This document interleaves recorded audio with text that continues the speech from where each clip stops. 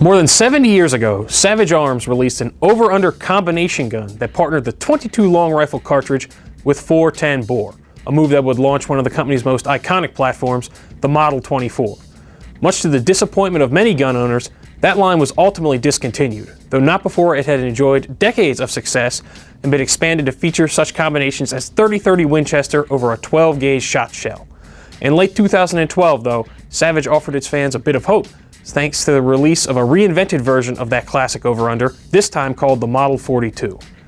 Parts of the design have remained the same. The very first Model 42s in the market are available in either .22 long rifle or .22 WMR over .410 bore. Likewise, the 42 is still a single-shot break action. Much of the rest, however, has changed, as you can probably see. The original Model 24 was, like many firearms at the time, a classic combination of blued steel and wood. With the Model 42, Savage opted for a matte black finish on the receiver and a satin finish on the barrels, and, as you may have noticed, they incorporated a synthetic stock. No, the 42 isn't quite as pretty as the Model 24, but the aesthetic changes are part of what helps make it a more affordable option. It ships with an MSRP of just $459. The 42's polymer build, which also includes the trigger and trigger guard, makes it about as durable as you can ask a gun to be. All told, it weighs in at just over 6 pounds and sports 20-inch barrels. To alternate between them, you need to manipulate the hammer selector switch, which allows you to choose which pin the hammer will hit when the trigger is pulled.